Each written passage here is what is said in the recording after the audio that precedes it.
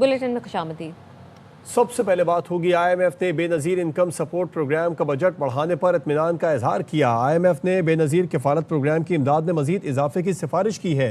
शुएब निज़ामी इस बारे में हमें मजीद बताएंगे। शुएब, बताइए मजीद क्या कहा IMF ने? जी, IMF का ये कहना है कि पाकिस्तान ने जो इस वक्त इसके फंड बढ़ाए ये भी खुश आइंद है, और साथ साथ जो अब तक पाकिस्तान ने इसका इस्तेमाल किया है इसको भी खुश आइंद करार दिया है। और इस फंडिंग से मुतालिक जो अब तक जो अहदाफ थे वो पाकिस्तान ने हासिल किए हैं। IMF वैसे भी पाकिस्तान में जो सोशल सेक्टर है उसको सपोर्ट करता है, और इसीलिए जो इस कफालत प्रोग्राम की जो है वो कवरेज की जो तारीफ की गई है, और इसको जो है वो अब तवक्को की जा रही है कि इसको तकरीबन 10.2 मिलियन अफराद तक पहुंचाया जाएगा, और मजीद जो सर्वे है उसके बाद जो है कफालत प्रोग्राम की इमदाद बढ़ाई जाएगी। जी, आपका शुक्रिया तफसीलात के लिए Shoaib Nizami. Real estate agents anti money laundering की निगरानी में शामिल होंगे। कीमती पत्थरों और धातों के कारोबार करने वाले भी मनी लॉन्ड्रिंग की निगरानी के दायरे में आएंगे। IMF ने कहा है मनी लॉन्ड्रिंग और दहशतगर्दी की माली मुआवनत के खतरात से मुतालिक कौमी जायजा रिपोर्ट अपडेट की जा रही है। रिपोर्ट मार्च 2026 के आखिर तक जारी की जाएगी। IMF का कहना है एंटी मनी लॉन्ड्रिंग निज़ाम मुअस्सर बनाने से माली निज़ाम की शफाफियत और मजबूती में बेहतरी आएगी। मनी लॉन्ड्रिंग के खतरात की बुनियाद पर कारोबारों की निगरानी को मज़ीद बेहतर बनाने को तरजीह दी जा रही है। SEP के मरकजी बेनिफिशियल ओनरशिप के रजिस्टर को डिजिटल बनाया जा रहा है। बेनिफिशियल ओनरशिप का डिजिटल रजिस्टर जनवरी 2026 के आखिर तक काबिल रसाई होगा। तिजारती बुनियादों पर मनी लॉन्ड्रिंग के मुआशी असरात का जायजा लेना ज़रूरी है। मनी लॉन्ड्रिंग के तदारुक के लिए मज़ीद अहम हिफाजती इक़दाम की ज़रूरत है। पाकिस्तान ने तारीख में पहली बार आलमी एक्सचेंजेस के लिए मुनज़्ज़म, शफ़ाफ और आलमी मयार का रास्ता खोल दिया। वज़ीर आज़म के मुआविन ख़ुसूसी बिलाल बिन साकिब कहते हैं बाइनेंस HTX को NOC का इजरा नई सोच का अमली कदम है। ये इक़दाम नई सोच की अक्कासी और इदारा जाती तब्दीली है। फ्रेम वर्क के तहत एंटी मनी लॉन्ड्रिंग, दहशतगर्दी की माली मुआवनत की निगरानी मुमकिन होगी।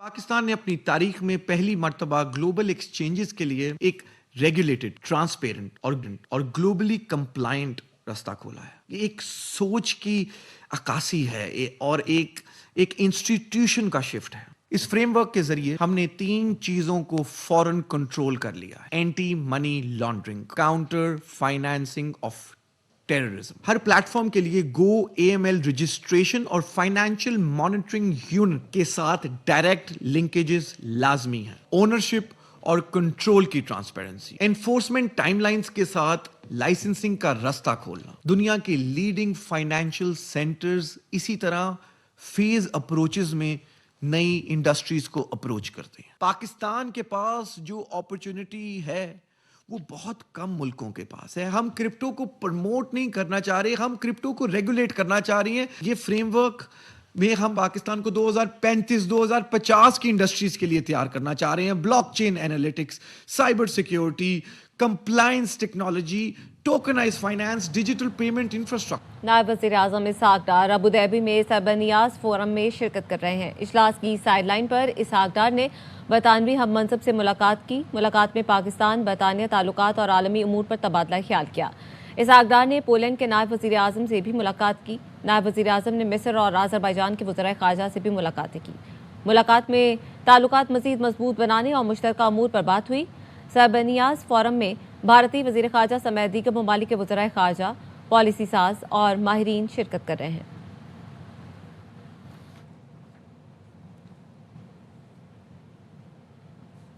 रकबे के लिहाज से पाकिस्तान का सबसे बड़ा सूबा बलूचिस्तान खुश्क साली की लपेट में है। कोयटा, रख्शान और मकरान डिवीज़न में सूरत हाल हर गुजरते दिन के साथ गंभीर होती जा रही है। माहिरीन लाखों नफूस की आबादी वाले शहर कोयटा में तेहरान जैसी सूरत हाल का खदशा जाहिर कर रहे हैं। ARY न्यूज़ के नुमाइंदे मंजूर अहमद की रिपोर्ट देखिए। कोयटा में तवील दौरानिये से बारिश नहीं हुई। 70 साला जमींदार मलिक मोहम्मद यूनुस शावानी परेशान है। जेर जमीन पानी की सतह पहले से नीचे थी, जो इस साल मजीद गिर गई है। पूरा पानी नहीं मिल रहा, फलों के दरख्त बीमार हो रहे हैं। वो दर्जनों दरख्त काट चुका है। अभी भी हम लोग खुदाई कर रहे हैं ऊपर जो रोड के साथ ट्यूबवेल है।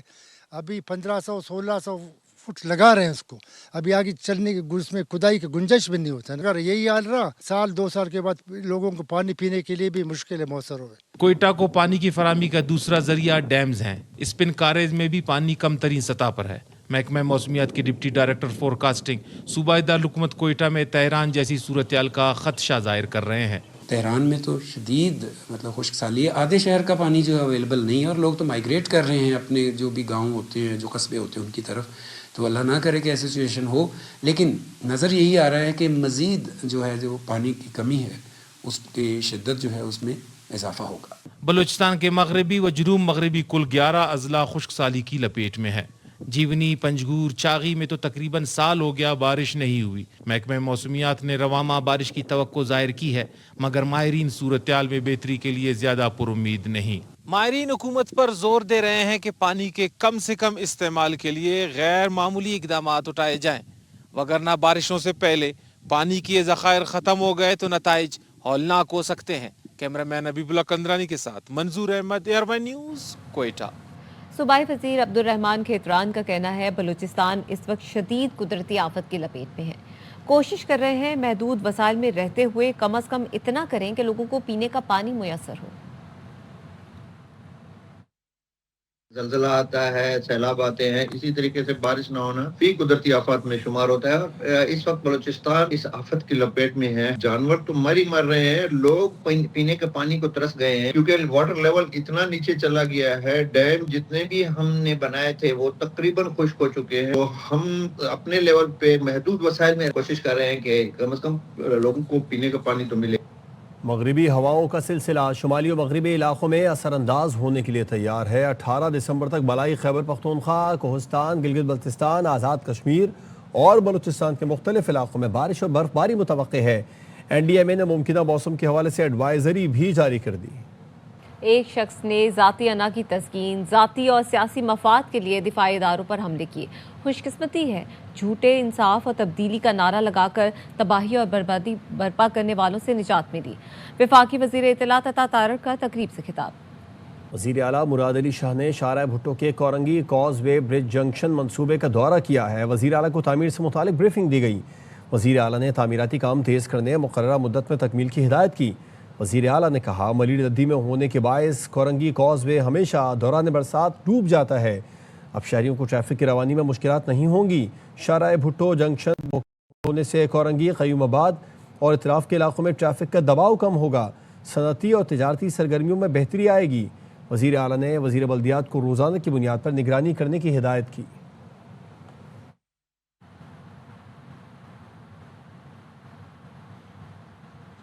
PS9 शिकारपुर के ज़िमनी इलेक्शन में पोलिंग जारी है। जामला पोलिंग स्टेशन पर ख़वातीन वोटर्स भी मौजूद हैं। मज़ीद बता रहे हैं आगा असरार। पोलिंग नंबर 134 पर जामड़ा जो लखी गुलाम शाह का पोलिंग स्टेशन है, PS9 पर तालका गड़िया सीन मुकम्मल आता है और लखी गुलाम शाह के कुछ एरियाज इस PS9 में आते हैं और यहाँ पर टोटल वोटर की तादाद है 2400, जिसमें से ताल 510 वोट जो है वो डाले जा चुके हैं और इस तरह 21-22% जो है वो लोगों ने अपना हक राय दही इस्तेमाल किया है। सियासी माहिरीन का कहना है कि ये टर्न आउट जो है वो 50 से 60 के दरमियान जाएगा। अगर इसे माजी में देखा जाए तो जनरल इलेक्शंस में टर्न आउट 50 से ज़ायद नहीं होता, मगर इस जो ज़मनी इंतखाबात है इसमें लोगों का जो है पार्टिसिपेशन है और गेमा गेमी बहुत ज़्यादा है और जितने भी हम पोलिंग स्टेशन विजिट करके आए हैं उसमें लोगों का जोशो खरोश नज़र आ रहा है। पंजाब के बल्दियाती इंतखाबात के शेड्यूल का अभी तक ऐलान नहीं किया गया है। तर्जुमान इलेक्शन कमीशन का कहना है इस्लामाबाद की जारी शेड्यूल को पंजाब इलेक्शन से मुंसलिक करके इबहाम पैदा किया जा रहा है। नज़ीर भट्टी से इस बारे में तफसीलात जानेंगे। नज़ीर भट्टी बताइए। जी, election commission of Pakistan Punjab की तर्जमान हुदा गौहर ने बयान जारी किया है कि एक अबहम पैदा किया जा रहा है कि जो इस्लामाबाद कैपिटल टेरिटरी की जो बल्दियाती इलेक्शन है उससे मिक्स किया जा रहा है पंजाब के इलेक्शन के साथ। अभी तक पंजाब का जो शेड्यूल है लोकल गवर्नमेंट का वो बिल्कुल जारी नहीं किया गया, लिहाजा इसे अबहम जो है वो ना तस्वर इसे अबहम जो है वो ना लिया जाए। उन्होंने वाज़ेह किया कि अभी प्रोसेस जारी है और इलेक्शन पंजाब का जो बल्दियाती इलेक्शन है उसका जब एक कानूनी तकाजे पूरे हो जाएंगे तो उसके बाद इसका ऐलान कर दिया जाएगा। जी आपका शुक्रिया नज़ीर भट्टी तफसीलात के लिए। کراچی میں بڑی کارروائی کرتے ہوئے انتہائی مطلوب 3 ملزمان سمیت 9 گرفتاریاں کی ہیں۔ S S P doctor Imran کا کہنا ہے کہ بھتہ خور ریحان کی نشاندہی پر قادری ہاؤس میں چھاپہ مارا، بھتے کا بڑا نیٹ ورک چلانے والے وسیع اللہ لاکھو اور عبدالصمد کاٹھیا واڑی کو گرفتار کیا۔ شعیب طاہر سمیت 3 سہولت کار بھی گرفتار کیے۔ 8 ملزمان کا سابقہ کرمنل ریکارڈ موجود ہے۔ اور عبدالصمد کاٹھیاواری کے نیٹ ورک چلانے والے 3 ہائی پروفائل مرکزی ملزمان سمیت 9 ملزمان کیے، جس میں سے 3 شوٹرز بھی ہیں۔ شہر میں بھتے کا بڑا نیٹ ورک چلانے میں دیگر گروہ اور ملزمان کے علاوہ انتہائی مطلوب ملزمان وسیع اللہ لاکھو اور عبدالصمد کاٹھیاوارہ ملوث ہیں۔ تو اطلاعات کے مطابق بیرون ملک چھپے ہوئے ہیں۔ اس گروہ کا کراچی میں نیٹ ورک چلانے والے 3 مرکزی ملزمان جواد اور خواجہ قادری، ریحان الدین اور ملا شاہ زیب کا مرکزی کردار ہے۔ پولیس کو انتہائی مطلوب ملزم ریحان الدین، جو کہ 1 مہینہ قبل کار شو روم پر فائرنگ اور بتہ خوری کے مقدمے میں ملوث تھا۔ ملزم ریحان الدین کی نشاندہی پر گزشتہ روز ایس آئی یو اور ڈسٹرکٹ سینٹرل پولیس نے مشترکہ کارروائی کرتے ہوئے 17 افراد کو حراست میں لیا۔ 8 گرفتار ملزمان کا پریویس کرمنل ریکارڈ بھی ملا ہے۔ کراچی کے علاقے ناظم آباد میں پولیس نے گرفتار ملزم ریحان عرف ڈاکٹر کی نشاندہی پر سنی تحریک کے سربراہ ثروت اعجاز قادری کی رہائش گاہ پر چھاپہ مارا۔ جواد قادری عرف خواجہ شاہزیب ملا سمیت بھتہ خوری میں ملوث متعدد ملزمان کو گرفتار کر کے اسلحہ برآمد کر لیا گیا۔ زخمی حالت میں گرفتار ریحان عرف ڈاکٹر بھتہ خوری سمیت سنگین جرائم میں پولیس کو مطلوب تھا۔ بھتہ خور براہ راست قادری ہاؤس سے بھتہ خوری کا نیٹ ورک چلا رہا تھا۔ براہ راست باہر بیٹھے سمت کاٹھیا واڑی نیٹ ورک کا حصہ تھا۔ گرفتار ریحان عرف ڈاکٹر نے انکشاف کیا کہ ساتھی جواد قادری بھتہ خوری کا بڑا نیٹ ورک چلا رہا تھا۔ جو ایم ایچ جناح روڈ پر جو واردات کی وہ تم نے کس طرح کی تھی، کس کو بھیجا تھا اور کتنے پیسے مانگے تھے؟ ہم نے سے 50 لاکھ روپے مانگے تھے اور بلال کو بھیجا تھا فائرنگ کے لیے۔ پستول کہاں سے دی، موٹر سائیکل کس نے دی؟ شاہزیب کے پاس قادری ہاؤس پہ پڑی تھی، وہاں سے لی اس نے اور پھر جا کے فائرنگ کی اور پھر دوبارہ شاہزیب کے پاس قادری ہاؤس پہ جمع کرا دی۔ ان کا مختلف علاقوں سے تعلق ہے، نئی کراچی سے بھی تعلق ہے ان کا اور جمشید روڈ سے بھی ہے، کسی کا لانڈی سے ہے۔ بتاؤ کہ الیکشن کب لڑا تھا؟ الیکشن 2024 میں۔ کہاں سے اور کس کے خلاف لڑا تھا؟ آزاد امیدوار لڑا تھا یعنی 238 سے۔ جیل سے کب واپس آئے ہو؟ 2021 میں۔ کس کیس میں تھے؟ بھتے کے کیس میں۔ رینجرز کی کراچی کے ہب ریور روڈ رئیس کوٹ میں کارروائی۔ Non custom paid mobile phones کی اسمگلنگ میں ملوث 2 ملزمان ذاکر خان اور محمد سلیم کو گرفتار کر لیا۔ ترجمان رینجرز کا کہنا ہے ملزمان سے اسمگل شدہ نان کسٹم پیڈ 750 مختلف اقسام کے سمارٹ فونز اور 61 ٹیبلٹ برآمد ہوئے، جن کی مالیت کروڑ روپے سے زائد ہے اور موبائل فونز ٹرک کے خفیہ خانوں میں چھپائے گئے تھے۔ موبائل فونز بلوچستان سے کراچی اسمگل کیے جا رہے تھے۔ لاہور پولیس کے ڈی ایس پی عثمان حیدر کی بیٹی اور بیوی کے لاپتہ ہونے کا معمہ حل ہو گیا۔ پولیس نے ڈی ایس پی عثمان حیدر کو گرفتار کر لیا ہے۔ تفصیلات کیا ہیں جانیں گے بابر خان سے۔ بابر بتائے گا معاملہ کیا ہے؟ دیکھیں جی، لاہور میں تعینات ایک ڈی ایس پی عثمان حیدر کی بیوی اور بیٹی کچھ عرصہ قبل لاپتہ ہو گئی تھی، جس پر جو اس کی ڈی ایس پی کی ساس ہیں انہوں نے شبہ ظاہر کیا تھا کہ ان کی بیٹی اور جو نواسی ہے اس کو ڈی ایس پی عثمان حیدر نے قتل کر دیا ہے۔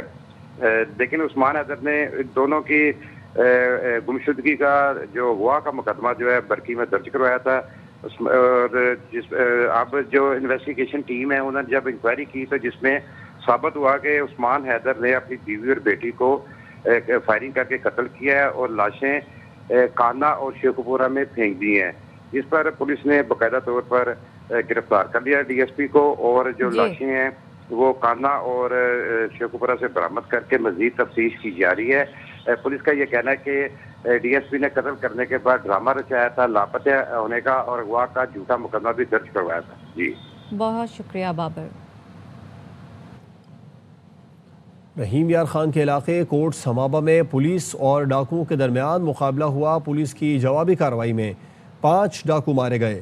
پولیس کا کہنا ہے ڈاکو شہری سے 6 لاکھ روپے لوٹ کر فرار ہو رہے تھے۔ کوٹ سمابا اور ترنڈا سوائے خان پولیس نے بروقت ناکہ بندی کر کے فرار کے راستے بند کر دیے۔ پولیس اور ڈاکوؤں کے درمیان مقابلے کے بعد 5 ڈاکو مارے گئے۔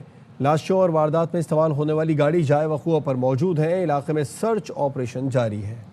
وزیر اطلاع سندھ کا بھارتی فلم دھرندر کے خلاف رد عمل۔ بھارتی فلم دھرندر کو پاکستان کے خلاف منفی پروپیگنڈا قرار دے دیا۔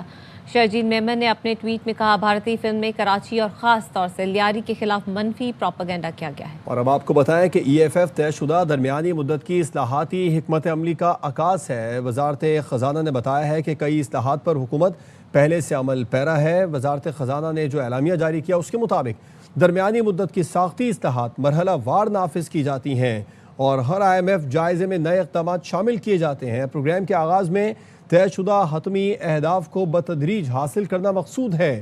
نیب کی کارکردگی اور خود مختاری میں بہتری پر گزشتہ جائزوں میں اتفاق ہوا۔ یہ اقدام گورننس اور کرپشن ڈائگنوسٹک رپورٹ سے قبل کا طے شدہ ہے۔ یہ اصلاحات شروع سے ای ایف ایف پروگرام کا حصہ ہیں۔ وزارت خزانہ اعلامیہ کے مطابق حکومت نے ترسیلات زر میں اضافے کے لیے غیر رسمی ذرائع کی حوصلہ شکنی کی۔ مالی سال 2025 میں ترسیلات زر میں 26% سالانہ اضافہ ہوا۔ مالی سال 2026 میں ترسیلات زر میں 9.3% اضافہ متوقع ہے۔